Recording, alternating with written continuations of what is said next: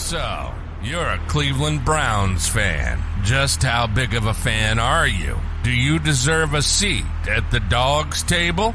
Well, you're here, aren't you? The best fans, the most patient fans in the league. This is the Dawgs Table. Touchdown, Shabalala Hub! If you're obnoxious, opinionated, over the top, and you live for the Browns...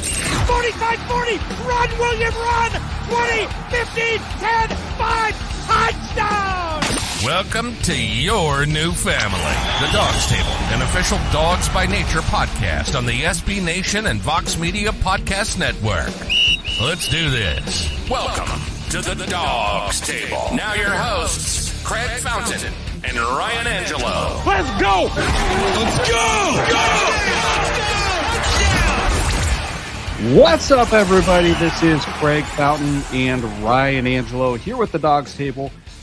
We are brought to you by Vox Media and SB Nation for the Dawgs By Nature Podcast Network. How's it going today, Ryan? Man, I feel like it's been a while. I'm doing well. How about yourself? Not too bad. Yeah, we we did not go live last week. We had promised an episode to be had on Tuesday, just like every other week, without realizing in true husbandly fashion for the both of us that it was Valentine's Day. What a mistake that would have been, at least for me. I don't know about you, but Tuesday I texted you. I'm like, oh crap, it's Valentine's Day. We should probably skip this and do something with our wives. But we're here now, and that's all that matters. And we actually, we're alive, baby. We're alive. Perfect timing. We actually have some Browns news today. Yeah, which is strange because it's been so quiet. It's been so quiet. But there's a move that we've been wondering if it's going to happen.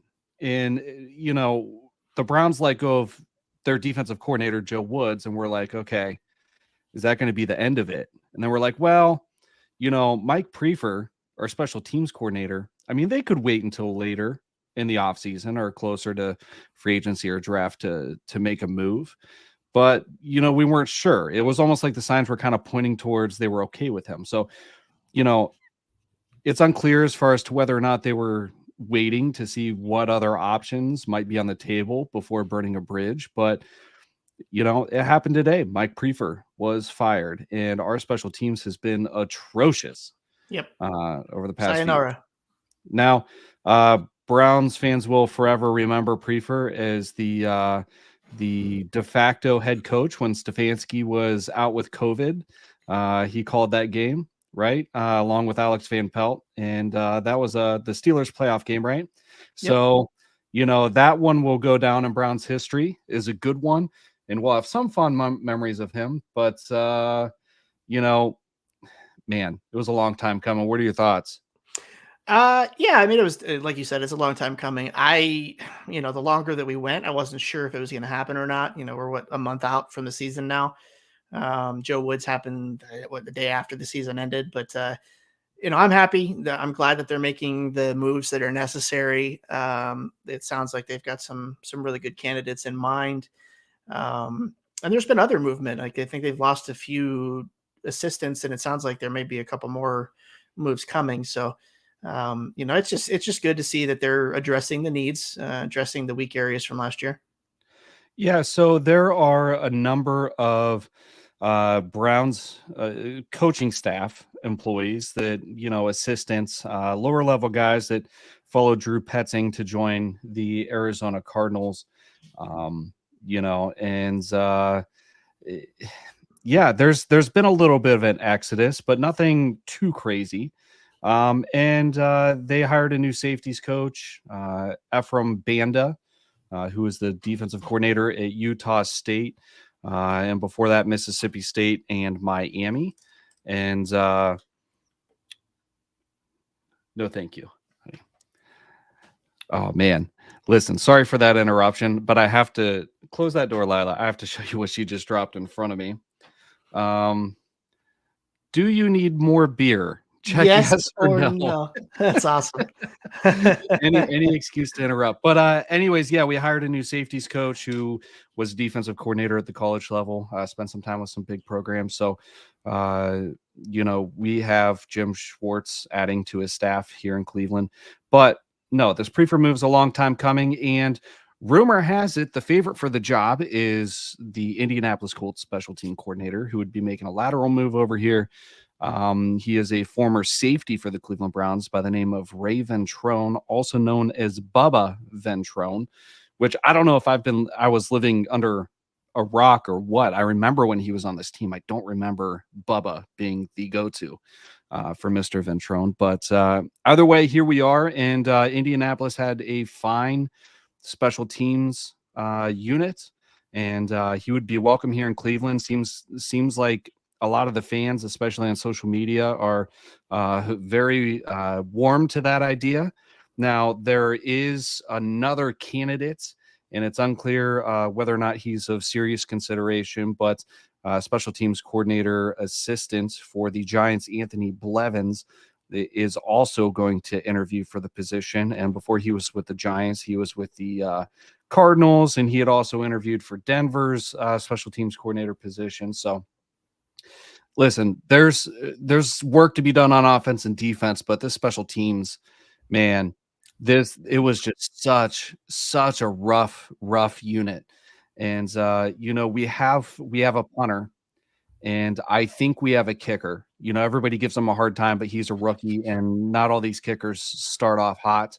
I have a feeling Cade York's going to work out, but with our return game and the rest of the unit, coverage, things like that, I think that this was the right move because Prefer just wasn't getting the job done.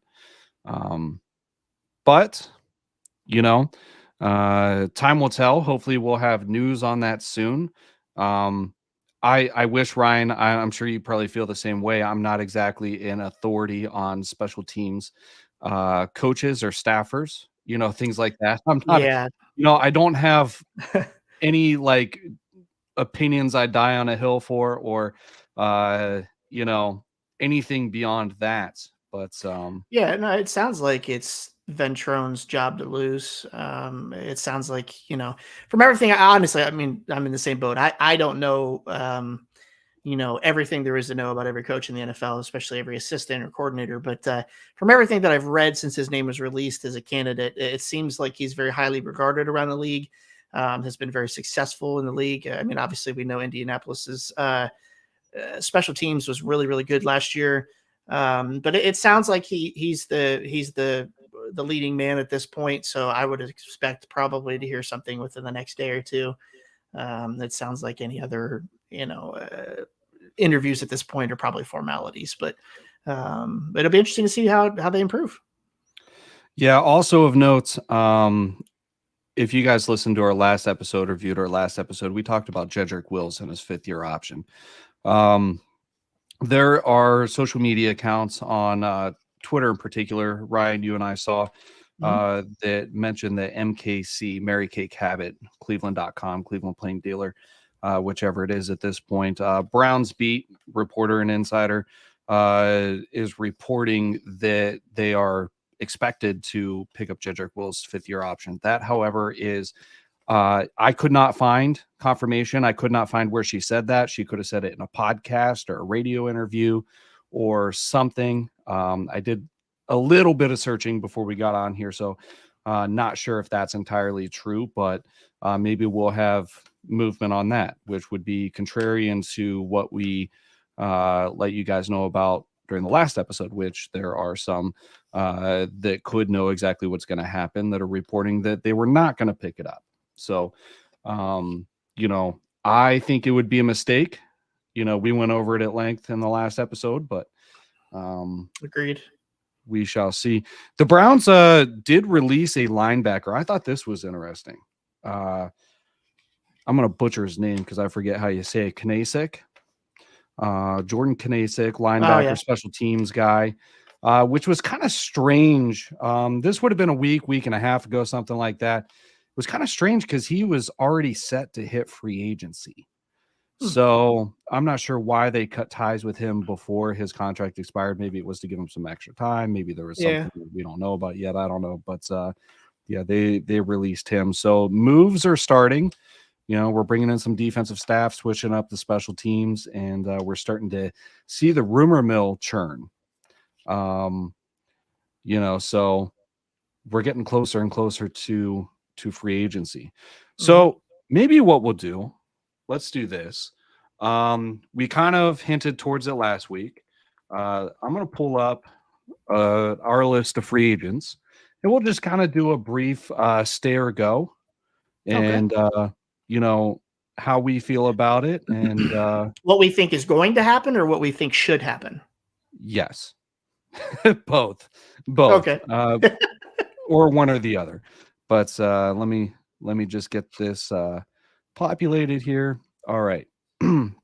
So I'm going to go down the list from top to bottom based on their 2022 compensation or their annual average compensation, highest to lowest. So let's start with midseason acquisition linebacker Deion Jones, 28 years old, came from Atlanta in the middle of the season.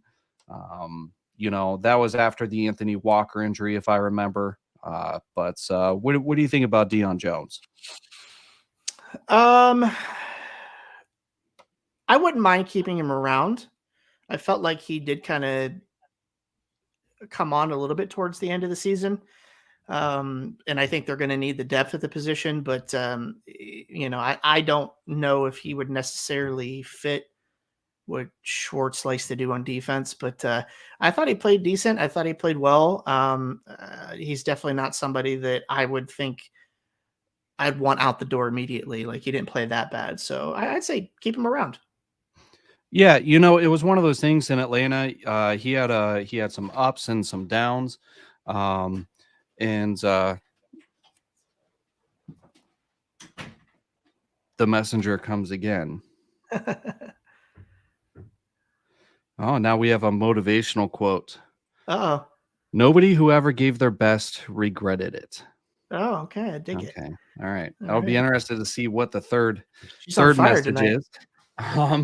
But yeah, anyways, Deion Jones had some success in Atlanta, and then he got injured and didn't really come back and have that same kind of success. Some alluded to the fact that the strength of the defensive line, and in particular the interior of the defensive line, is key to Deion Jones' production, which is something that we could agree on saying is the Cleveland Browns defensive line wasn't stellar.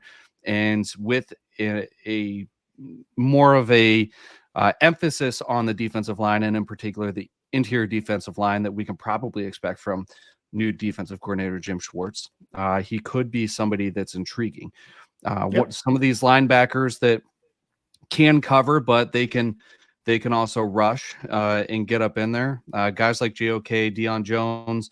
There were guys on Tennessee that flourished because of the way that scheme works. So he could be an option. Some of it could come down to price tag. I mean, he was not cheap. The average annual value for his contract, again, prior to becoming an unrestricted free agent, was $14.2 million.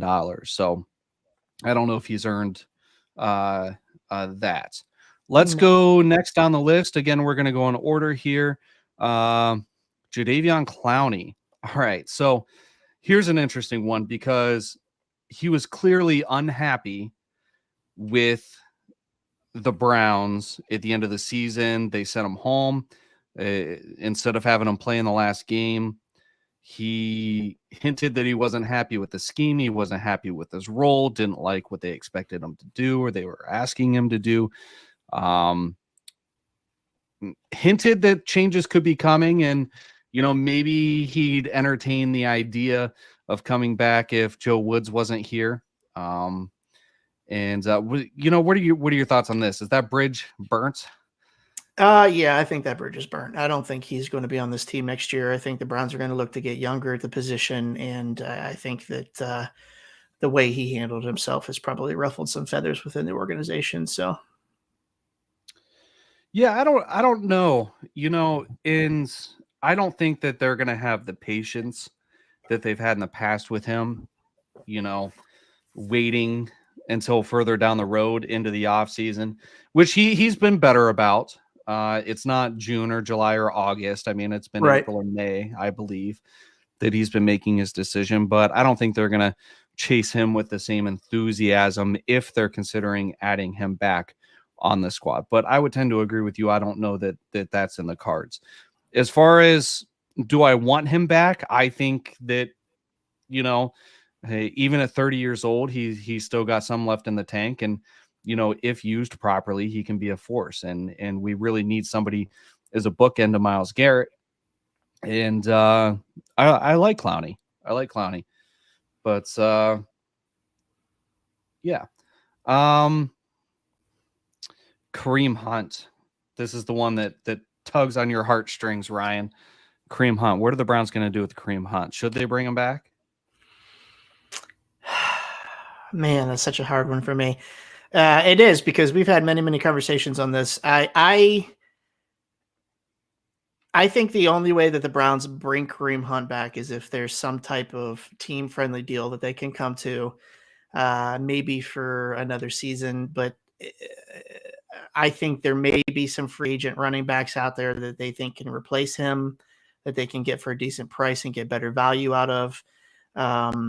He just hasn't performed very well, which could be a combination of his usage and coming back from injuries and things of that nature. But I've always I've been a proponent of his, I've been a big cheerleader of his, essentially. So I've wanted him back. I think he's really good with Nick Chubb. I think he does good things for the offense and Chubb. But I think he may want to look around, and I think that if the only way he comes back is if there's just not a market out there that he thinks is respectable enough for him, and essentially signs a crazy team-friendly deal, that's too good for them to pass up. Yeah, and that very well could happen, because there's going to be a plethora of running backs available in both free agency, and the draft is particularly deep this year with running backs. And because of the free agency class, it could push running backs down the big board, right? Yeah. Or the draft board, rather, Right. as far as, priority wise, especially when drafting for need. So there is a scenario in which the market is low enough that maybe his best option is to stay with the Browns. Now, their usage with him, you're right, was different. What was strange was we didn't really see his snap count going down in the same way that his production did. So he was on the field, it just didn't seem like it. Right. So, it's hard to explain what their goal was there. Especially if they were planning for a future without him, I would have run his wheels off. Right? Like, Right. I know we wanted to get Chubb the rushing title, but get your usage out of him. Right. Running backs have a short shelf life. Take some of the wear and tear off Chubb, especially once you're officially out of contention. That's just my opinion. But he's not quite 28 years old. He's still got a couple years left, and he was out a year. So let's go to the next one. Jacoby Brissett. What do you think about Jacoby Brissett? He is set to be an unrestricted free agent. I mean, I would love to have Jacoby back. I think he's a great pro. I think he's a great teammate. I think he's great for the organization. I guess it really comes down to whether or not we feel like he possibly played himself into a more expensive contract, one that might be too expensive for a backup contract in Cleveland's eyes. But, that seems insane to say that, but I would love to have him back. I would not be surprised to see him back, and I wouldn't be surprised for the Browns to let him go, have an opportunity somewhere else and bring somebody cheaper in. Yeah. I feel like I'm playing the fence. You might as well hand that to me. All right, last one, honey. Thank you. All right. My daughter, if you're listening on the Dawgs By Nature podcast network, I keep forgetting because we are live on video. My daughter keeps handing me these note cards. So the last two times I got interrupted, you're probably like, what in the heck? That's what's happening. If you need anything, I'll be in the family room with a smiley face. Okay. All right, she's on one today. Anyways, Yes, Jacoby it is. Brissett. I mean, backup quarterbacks have they have a ton of value. I mean, look at Chase Daniels, who barely took any snaps in the NFL over a decade long plus career, maybe 40 plus Yep. $1 million. And that price tag just keeps going up and up and up. But when they fill in, they're invaluable. So they could look to retain him. And Yeah. I think that it's going to depend on what he sees in free agency, right? Once he starts Right. talking to other teams, I don't think that there's a starter job out there for him. A lot of Browns fans think that he's going to get a chance to start somewhere. I'm not convinced that's the case. If there's a soft market for him or he doesn't feel like he's going to be the starter somewhere, it could be a place where he wants to come back to. The fans embraced him. Yep. And in the event he's called upon, he's been serviceable, Yep. so Absolutely. I wasn't his biggest I was a little bit of a critic.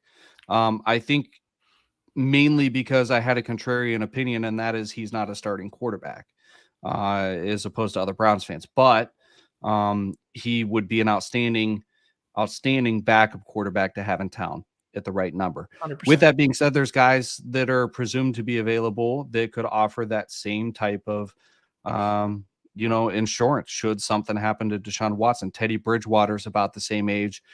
He's going to be a free agent. Listen, the backup guy is never going to be the most attractive guy. I know. We're past that, right? Like it used to be like the backup quarterback was the most popular guy in Cleveland because they were close to what the starting quarterback was. Right. And that's not really the case here. I think having a guy like Brissett or Bridgewater is just fine. Because we're not putting on our seatbelts because we're planning on getting in an accident. It's a precaution, right? Right. So I don't know. The people at home could probably hear me sighing in the background under your conversation, but I'm not a huge Bridgewater fan. I think that if it was between the two, and I had the opportunity to bring Brissett back, I would. I'm just not a huge Teddy fan. All right. Let's move on down the list. All right. This is the guy that I think I'm most interested in bringing back on the entire list. Anthony Walker.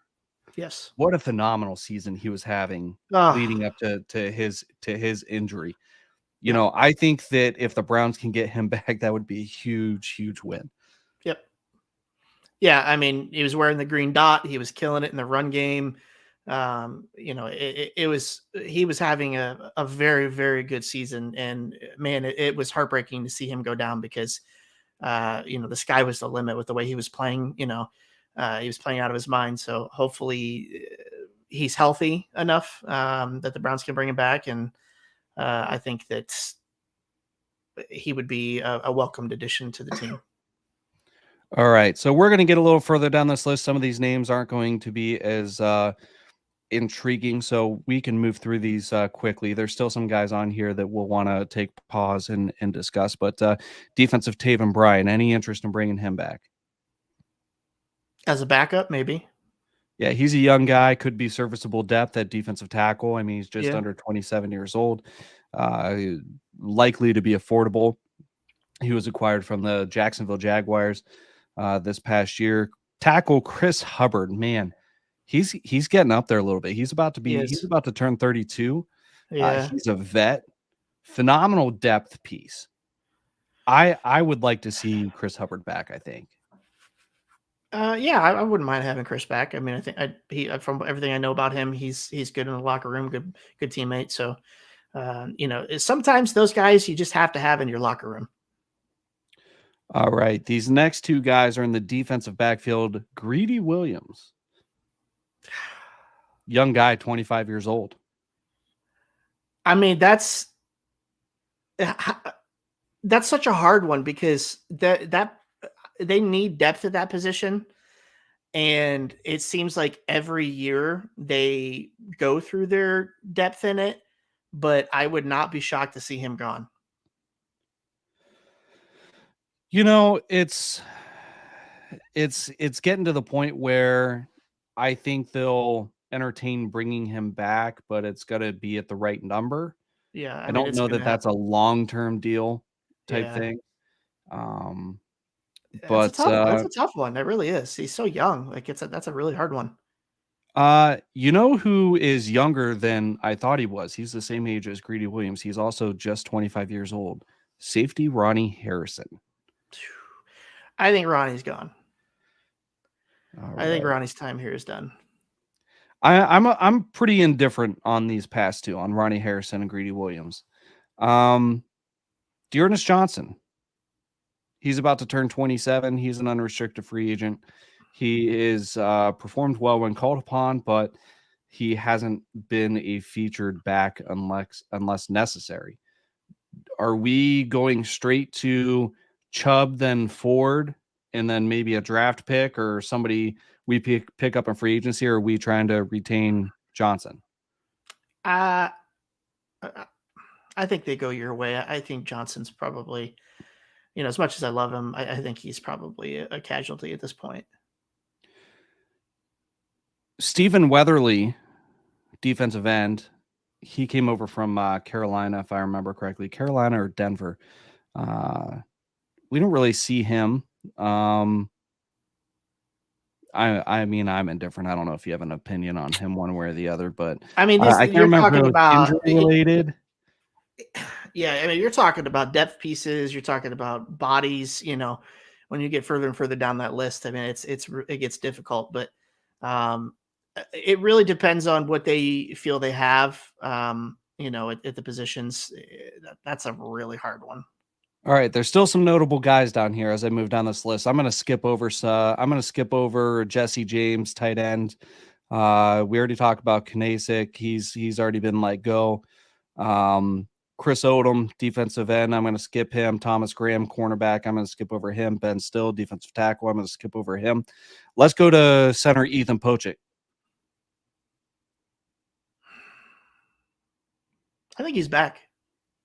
All right, fair enough. This guy intrigues me. Farrell Brown. He's been here once too. I know. And he's getting up there a little bit. He's inching towards 30. I mean, he's almost 29 years old, but he might be the right guy to be in Njoku's shadow. I don't know. I could see the Browns. Now, listen, I could see the Browns going after a big name tight end based on affordability. A guy like Mike Gesicki. I could see them going after a guy like Mike Gesicki. Yeah, I think that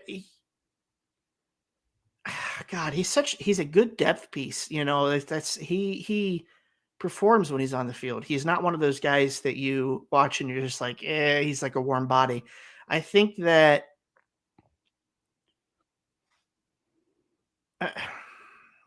I'd have to see the free agent list of tight ends available to know what would be comparable in that position, but I could see him coming back. All right. So tight end wise, we have, I'll rattle a couple off. Mike Gesicki, Dalton Schultz, Evan Engram, Austin Hooper, Robert Tonyan, Hayden Hurst, Dan Arnold, Mercedes Lewis, Adam Shaheen, Kyle Rudolph, Ryan Griffin, Drew Sample. Well, Sample could be interesting. That could be a name to watch. Gesicki, Hurst, Sample. I mean, there's some guys on that list that, would really be a good addition to this team. So, I mean, it depends on what the front office obviously feels that they have in the position. Man, that's tough, dude. I haven't heard him linked to any tight ends yet, so that's a hard one. Yeah, I don't know. That's tough, man. You got me on that one. So there's three more notable names on this list, I think. Chase Winovich. We didn't really get to see him, but he's an edge rusher. How old is he? He came over in the Mac Wilson trade. He is 27, going on 28. Man, it's another depth piece, right? Yeah, and he's kind of in that he's an end. All right. But see, that's the thing is the Browns, they're going to at that defensive line position, they're going to have to take some chances because they are going to have so much work to do at the defensive tackle position. And I would like to see them get younger opposite of Garrett. But as far as depth goes, I don't know if they can afford to bring in that many depth pieces via free agency. So, I mean, like, I know he's going to be a free agent, but like you consider him one of their own. So I could see them trying to keep him around. They obviously like him. They traded for him, right? I mean, they gave up a young linebacker prospect for him. He didn't have the year last year that they probably would have liked him to have had. But, I mean, who can you say on the defense that did that? So, I mean, I could see him coming back for a decent deal. Sione Takitaki, linebacker. Got to bring him back, right? Yeah, he's coming back. I think that's a no-brainer. Another guy that I had no idea how young this guy was.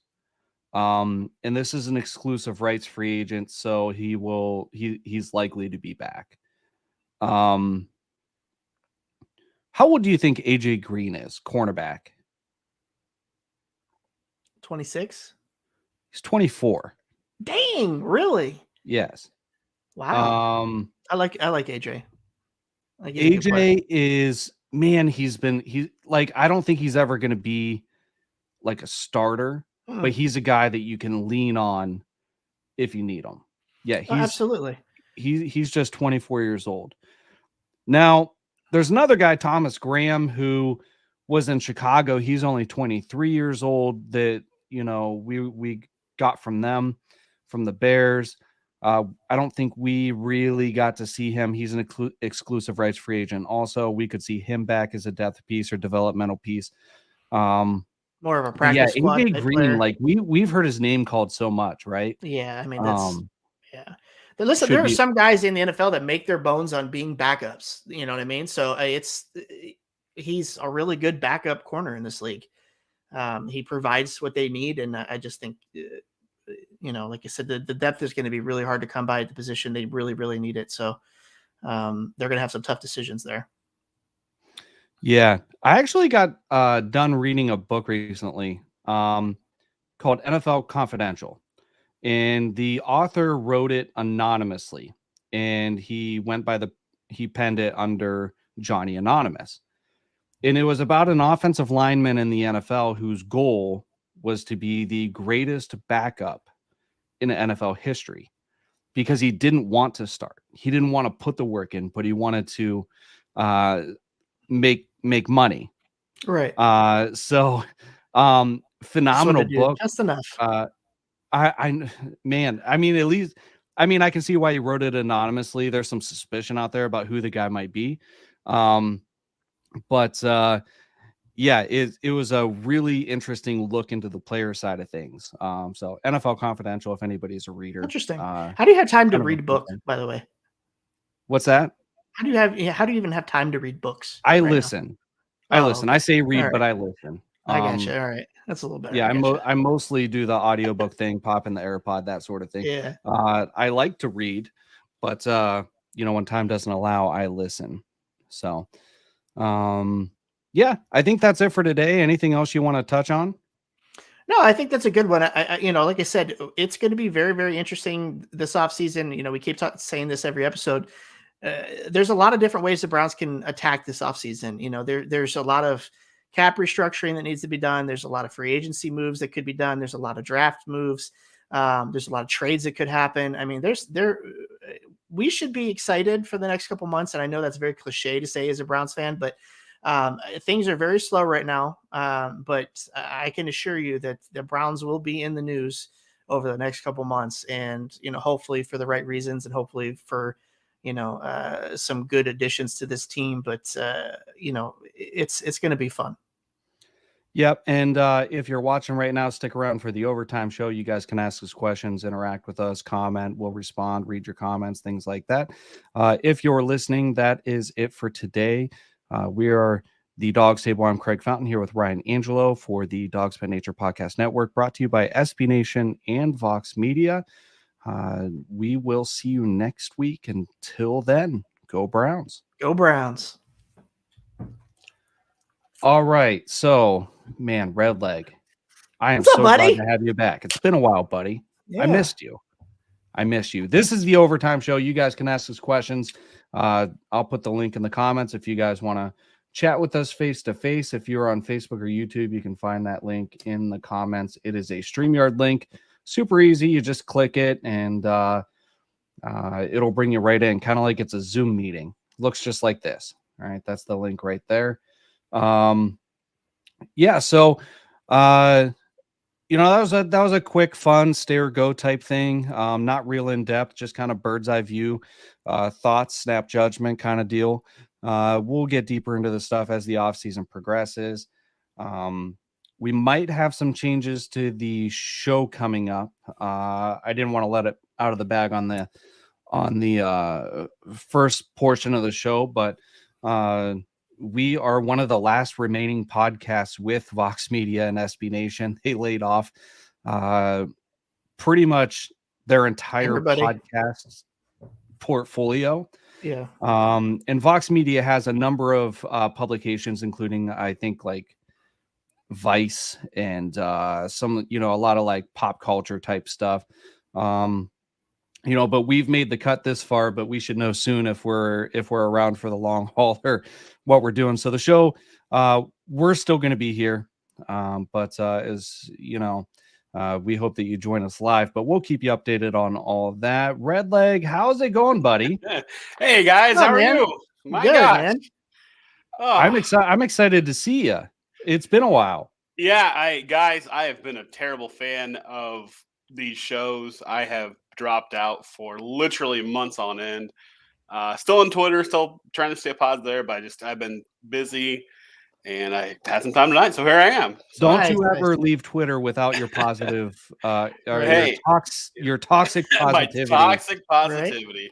Right. It's kind of ridiculous, man. It's so easy to buy the negative aspects of things, but it's right. Why just be positive, find something happy or something positive to look into. Yes, not all days are happy, not they're all positive, but find something. So, and luckily a lot of people on my Twitter who I interact with daily kind of buy into that. I get a lot of messages or comments, hey man, I'm glad you're here, thanks for the message today. I'm not bragging myself. It's just people need to see that positivity. So right, and trying to connect with other fans across the league too has been kind of fun. Rams fans, freaking Steelers fans. I mean, I went to the Steelers game, the last game of the year, and there's some Canadians there, and they were cool as shit. Gotta hang out with them. So did you say Canadians?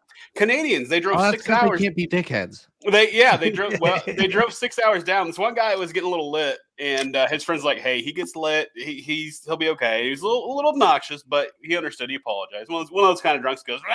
And then but good dudes, and had a good talk. And then some other guys from the Steelers there talking to those guys, just about teams, and it's about fandom. So that's really what it's about. I mean, we can hate the Steelers, but we can like their fans. Right. So. I got something for you, Craig. This might be a little breaking news for those that are in the after show here. Wow. I just got a text from a very reliable source that the Browns fans may want to be on the lookout for the Hall of Fame game tickets to go on sale this year, because the Browns may be one of those teams. Interesting. Yeah. Interesting. So this year is going to be absolutely nuts with Joe Thomas going in the Hall of Fame. And Ryan, you're in that area. I am. You're in Canton. I'm a stone's throw away from Canton. Yes. It's going to be chaos. And one of the things I'm most looking forward to is I'm not really a crowds guy. Like, I don't usually go down there, even though it's right down the road. But my family goes camping all summer, and we have a camper, and we congregate at the campground that it just so happens to be where all of the Browns and NFL tailgaters come annually. And that when they're not at the Hall of Fame, that's where they're at. Right. You've got the the bus with the dog head. You got Nats. You got all these other. There's a Lions tailgate. They're called the Tub Gators. You know, they tow Nice. around hot tubs, and they're Lions fans. You know, like there's just this Nice. whole campground's taken over of football fans. And it's mostly Browns fans, of course. And I just cannot wait to see how insane this Hall of Fame, whatever you want to call it, the festivities are. Yeah. And that's something we neglected to talk about on the show. I don't think we addressed the Joe Thomas getting nominated. We didn't. But, I literally just got the text and I hopped on Twitter to see if anything had been announced yet.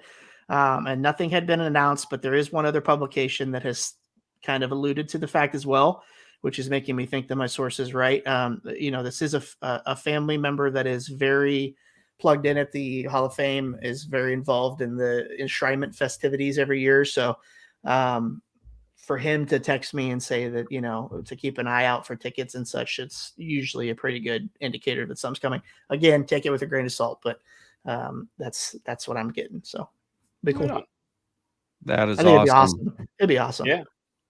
Red Light, we just got done going through a list of stay or go candidates. Yeah. What are your thoughts? You have a short list of guys you'd like to see stick around?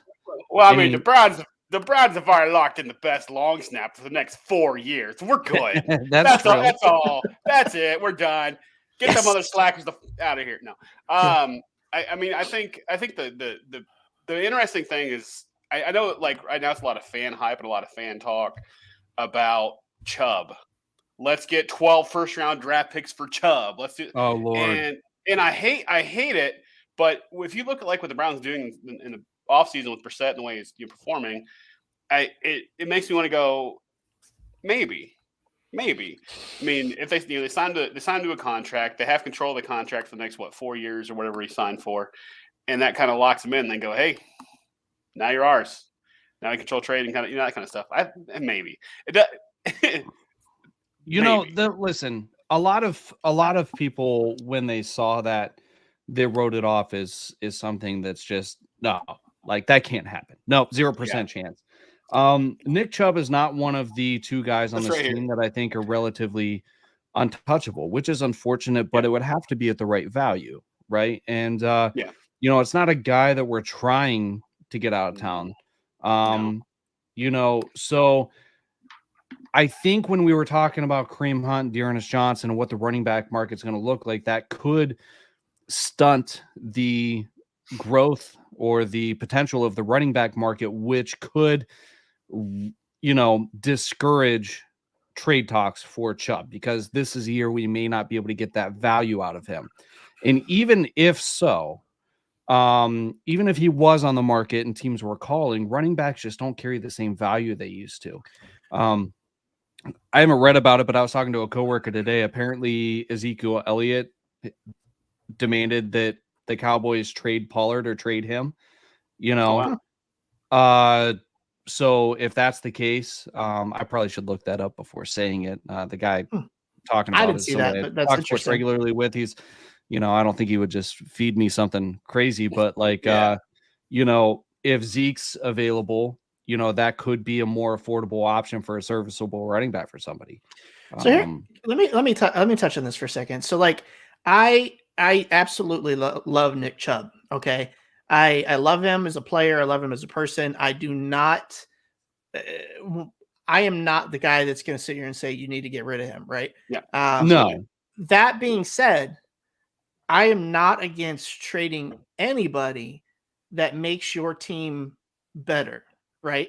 So what I'm saying that is if they could get some type of package for Nick Chubb that would include one or two above average role players or starters that plug needs on the team, plus draft picks, plus whatever, it would have to be a monster deal, in my opinion. Like, I think I think he's a top 2-3 running back in the NFL right now.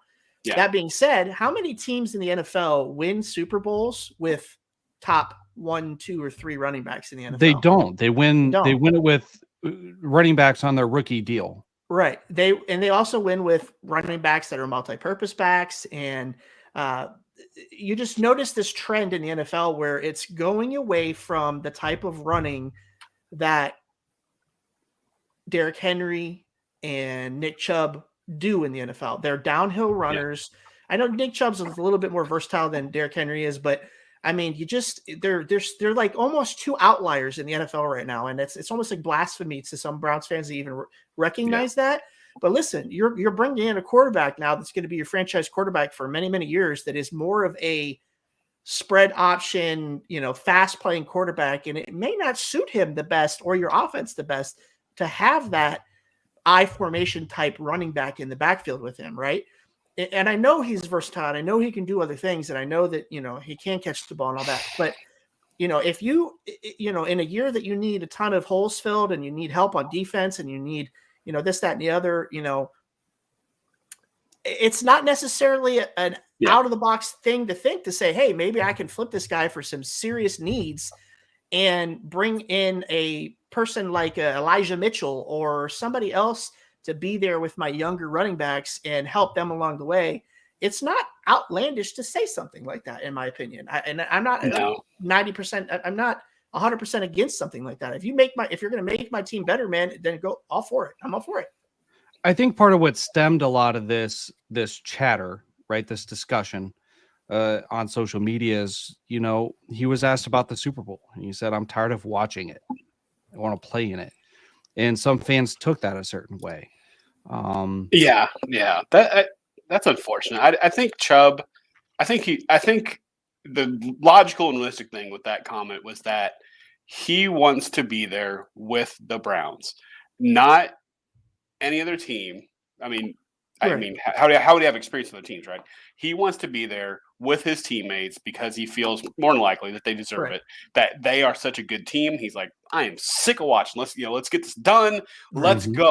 Not get me the fuck out of Cleveland. I want to go. Right. That's not where his heart's at. I don't think it is. He's motivated. That's all. He's passionate and he's motivated. He wants to win. He doesn't like to lose. I mean, who does? Yeah. I mean, I get that.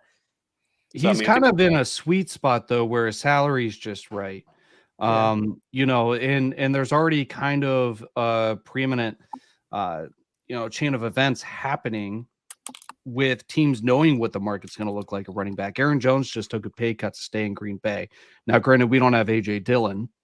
Yeah. Aaron Jones signed his contract extension around the same time Nick Chubb did, and Aaron Jones actually got more money than Nick Chubb, if I remember correctly.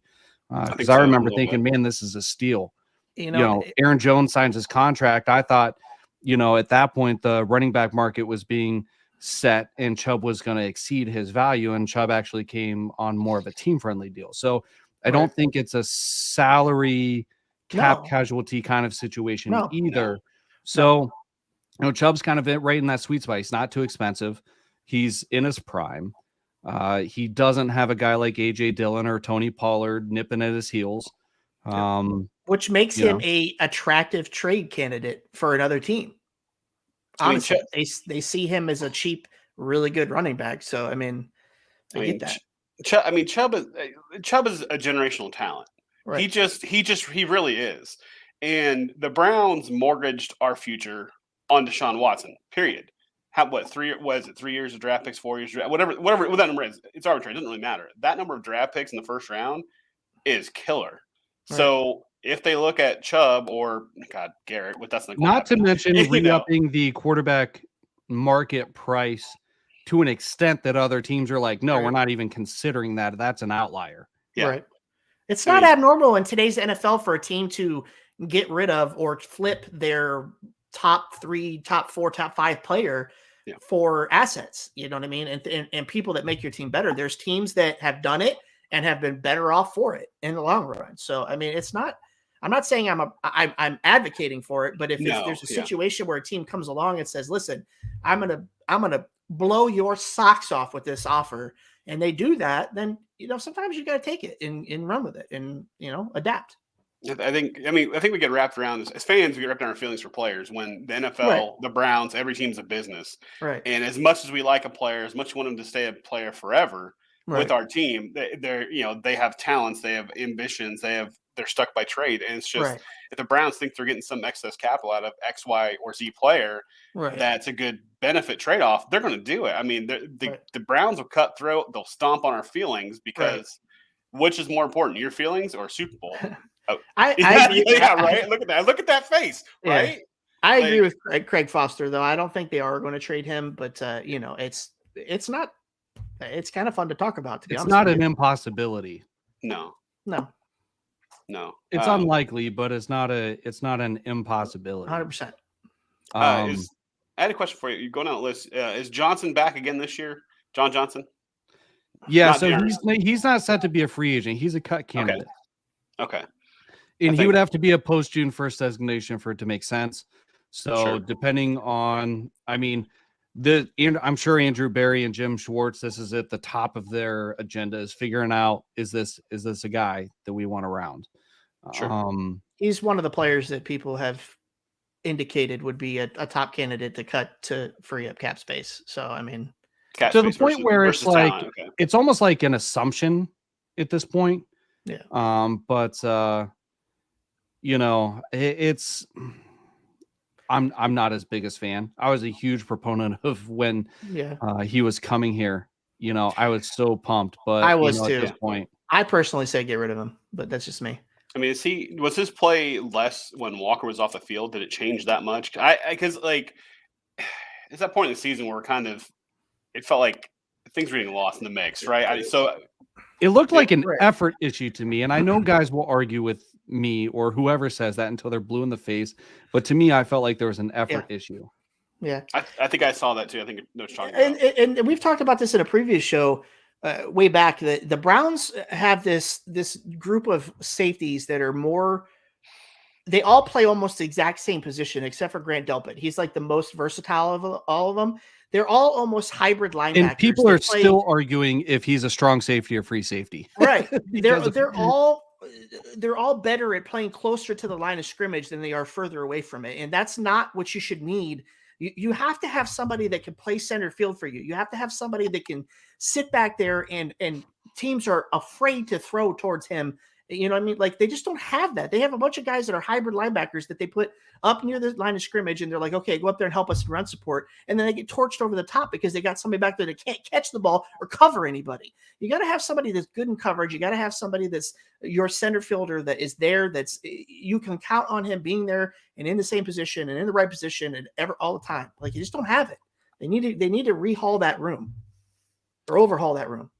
I don't think John Johnson is just done, so to speak.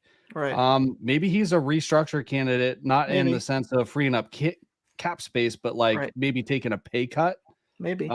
He's a pricey player, and schematically, I'm not sure I have an opinion on it at that point. I haven't dug that deep into it. I don't know if you guys have an opinion on that off the top of your head, but I don't know. Do we have players that are familiar with Schwartz's system at all, or is it going to be a scratch just from zero up? Obviously, player skill is kind of one thing, but are the systems going to be that different, or is Joe Woods just such a failure that anything's going to be better? Because I don't think we're at that point, but some of it, I think some of it is personnel issue. Sure. I think some of it's glaringly obvious enough that us nobodies can kind of point it out. Yeah, it's but there's a shift in focus, right? Each side of the ball, each unit on each team has an emphasis, and there's kind of a priority between the defensive backfield, the linebackers, and the defensive line. And I think Schwartz's defense prioritizes the defensive line, which is the primary problem that we've had. So I think that if Schwartz can get Barry to put some more focus on the defensive line personnel wise and get more production out of them, Barry's affinity for trying to have an embarrassment of riches in the defensive backfield, you mesh those two together, it could be a match made in heaven. Yeah. I think sorry, I didn't mean to cut you off. His system's not like this weird outlier in the NFL. Like it's a wide 9 system. It's not like it's not this super weird system. It's just based on speed. It's based on, pressure. There's a lot of things that go into it. So their defensive tackle positions need to be very, very strong in his system. They need to be, bruisers. They need to get into the backfield. They need to, they're almost like the strength of your defense, and they have nobody on that defense right now that fits that mold at that position. So, I mean, that's going to be their focus, I think, first, and then. And it's not like a 3-4 to 4-3 type switch. He lines up in wide 9 a lot. But I think that the base of the defense is going to be relatively similar. So you're not going to have some overhaul. Right.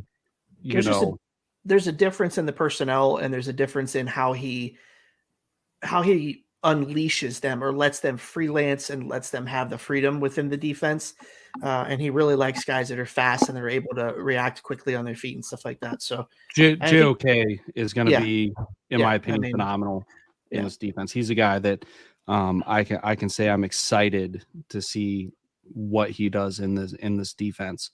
Yeah. But I think that I think they're going to retool the defensive line. They have to, right? I mean, you have to. I mean, your only certainty at this point, outside of some depth draft pieces, is really Myles Garrett. Yeah. I mean, they have nobody that fits it at the defensive tackle, and they have nobody that fits it outside of Clowney, opposite of Myles Garrett. I mean, it has to. I would argue one of their. Didn't cut you off. I would argue that one of their depth pieces that probably has been showing improvement and actually, being there, improving and present is probably Jordan Elliott. I think he's one of those pieces that has consistently showed up, consistently performed. Maybe not top tier, but he's still there, being a threat versus, just throw him out like Winovich being out there, right? Winovich is injured, whatever. I mean, you're seeing Elliott a lot last year, and I think he stays. I don't know if he was in the discussion about the free agents or the cuts and goes. I was about 15 minutes late to the show here, so. But I mean, on Clowney real quick, I think what got me the worst was that comment. Look, they only put Myles Garrett against their weakest guy, but then the next breath, Clowney's like, if we want to win, you got to put me against the weakest guy. Like, how that doesn't make sense. Like, strongest guy against the weakest. That's how it's done. It's just right. Anyway, that bothered me about Clowney, and like you guys were saying, it makes no sense to bring him back. That kind of attitude, mentality. It's just me, not us or we. So, Craig, I'm not getting my hopes up about a splash quite that big. I think that we would all like to see Daron Payne. But that's my dream. There's a lot of David Long is a guy that played a lot like JOK will in this system. So sorry, I should display that comment. He's a good linebacker. He really is. Yeah, but I don't know if we're going to see huge splashes at defensive tackle, but I would love it. Here's the Moneyball reference. Nobody wants to hear though. Like, we have so many positions where we want to hit a home run when all we have to do is get on base. Yeah. If I would rather, if it's Daron Payne and 2 scrubs versus 3 guys that can get their job done, that are average to above average across the board without being, elite in one area, give me the guys that are well-rounded. Yeah. It's a unit. Yeah, I mean, he's my dream. I would be ecstatic if they got him, but like you said, the sad truth of that is going to be, if they do sign somebody splash like that, the depth is going to suffer because of it. And I would rather have the depth, and people that go out, teams that go out and sign somebody huge like that are usually somebody like that they have somebody in place in their depth already that can pair with that person, because otherwise you can't afford to go out and put all of your chips into one basket. It doesn't work that way. You have to have some type of depth in the NFL. And I would much rather them just completely overhaul that defensive tackle position and bring in quality guys around the same price point than go out and spend all their money on one defensive tackle and then not be able to address the other needs on the defensive line because of it. If that makes sense. Will JOK's size be a liability? I don't think so. I don't think so. And, one of his strengths is speed and agility. He has, who was it that went viral? Matt Wilson, who was writing for the Dawgs Table not that long ago, posted a video and said he's like a shapeshifter, which JOK acknowledged himself. When you watch this guy, I mean, the guy is just, he does weird stuff and he does it well. And he's kind of a freak of nature when it comes to that. You add size into the mix, you take some of that away. So are they trying to put a couple pounds on him? Maybe. But, you know, you're not going to change the world by beefing him up, I don't think. You know, I think, and he plays kind of that hybrid safety linebacker type role, which I think much like David Long, you'll see him maybe not trying to get in the backfield a little bit more under Schwartz, but you know, we'll see. Again, this is why the defensive line is so important. I mean, if you can field a solid defensive line, it makes everything on your defense so much easier.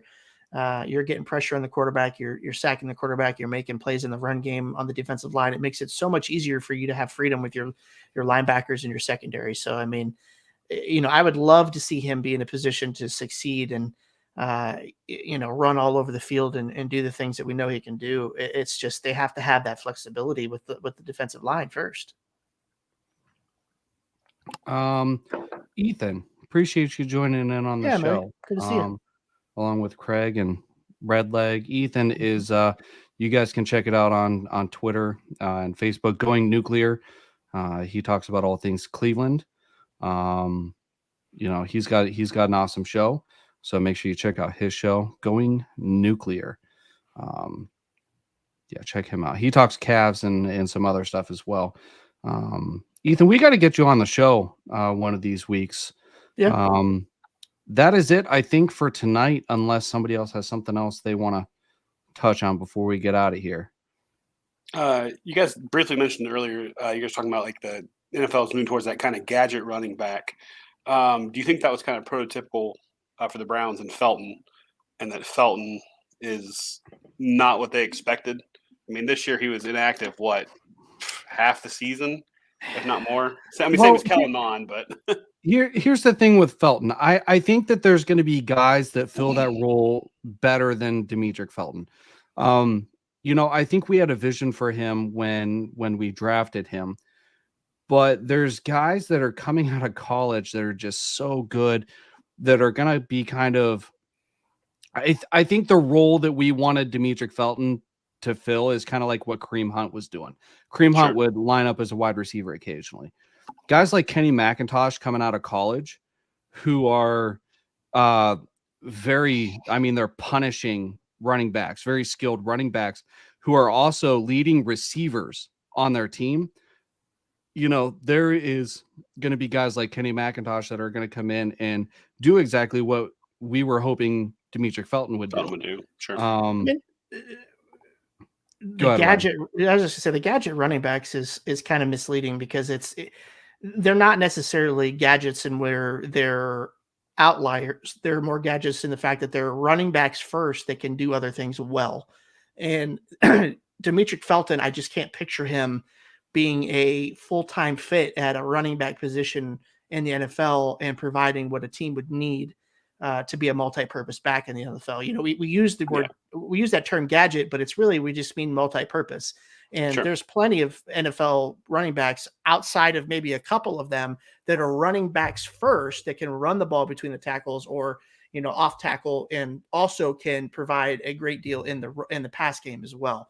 So, I mean, there's only a few of them that aren't good, you know, that you're not usually going to use as running back. You know, some guys find that they're more appropriately used where they're not intended to be used. Yep. You know, Demetric Felton could very well be better as a special teamer and maybe more in a receiver role. You have guys that are a little bit higher profile, of course. For example, Cordero Patterson, who was a wide receiver first, special teamer first. And look what he's doing at like age 32 or 33 as a running back in Atlanta. I mean, the guy is just a touchdown machine, you know, in you know, the reason he's playing at that level at his age is because he wasn't a running back first. Sure. You know, so it kind of goes on both ends of the spectrum. You know, look at Deebo Samuel. If Deebo Samuel wasn't having the success he had at wide receiver, he would find himself in a Cordero Patterson role down the line. But Most Deebo likely, Samuel is always going to be a receiver first, but they do not hesitate to hand him the ball. Right. So, a guy like, I'm infatuated with McIntosh. I've talked about it over and over and over again on the show, coming out of Georgia, which has a great track record when it comes to running backs, of course. I would love to see a guy like Kenny McIntosh that was equally as good in the passing game as he is in the running game. Kind of come in and on a rookie deal, kind of do the Kareem Hunt thing. That's nothing against Ford. Ford could be a serviceable RB2, RB3. We don't need him to change the world with Nick Chubb. No. But if a guy like Kenny McIntosh is there in round 4, 5, 6, dude, go get him. Especially if it's at the same spot you drafted Felton, Right. Yeah. So. I mean, like Ethan said, Felton just doesn't fit in any category. Like, you don't see him as a pure wide receiver. You don't see him as a running back. You just don't. He's a project player. And it's like, that's the Browns were hoping he would be that guy for them, but he's just not. He's not good at one thing. Sometimes we get so optimistic when guys get drafted that our expectations are a little bit skewed. Now, I did see something interesting today. Jared Mueller, I think, no, who was it? Somebody posted an article today. Don't remember if it was Dawgs By Nature or not, but David Bell is one of the most open wide receivers in the NFL. They looked at passing plays and who had the most separation of any wide receiver in the NFL on plays where they could realistically be targeted. And David Bell was like in the top 10 with guys like Chris Olave, stuff like that. So like maybe, the Browns, to piggyback off that, some people were looking today. I was reading an article about how average the Browns passing game was in obvious passing downs. Right. So, there's some improvement there, but you improve that on obvious passing downs and you kind of scheme guys like David Bell into the game plan. If he's open, he's sure-handed. Like he could develop quickly into a difference maker. So, there's some things to be optimistic about, I think, but I don't think Demetric Felton is one of those. Guys. That's another reason why it's important for the Browns to have somebody that can stretch the field appropriately, because you got a couple of receivers in that group that are really good at doing the same or running the same area of the field. And that makes it tough for you to get separation and make plays in the passing game when you have a bunch of guys trying to run in the same area. You need to be able to spread that out and spread the field and stretch it a little bit more. And it gives those guys in the middle a little bit more, the short to intermediate routes, a little bit more room to maneuver. Same kind of along the same lines. Is the Schwartz experiment over? Is Schwartz done? Does he come back? If Anthony Schwartz ever plays a meaningful down for the Browns or does anything meaningful for the Browns, I will be absolutely freaking shocked. I'm just gonna say that right now. I do feel to some extent that Andrew Berry's biggest weakness is hanging on to his guys for too long. His project, sure, yeah. I mean, because you have to accept defeat at that point or being wrong, and it's tough to do as an alpha position. Yeah. So. I think that's going to be it for today. We appreciate everybody tuning in. Breadleg, thanks for coming on the show and talking. You're very welcome. Glad to see you again. See you, buddy. Yep, you guys can catch the first portion of the show on the Dawgs By Nature podcast network, and the replay is always going to be available on YouTube, Facebook, and Twitter. And this is Craig Fountain here with Ryan Angelo here with the Dawgs Table. We are part of the Dawgs By Nature podcast network, brought to you by SB Nation and Vox Media. And until next time, go Browns. Go Browns.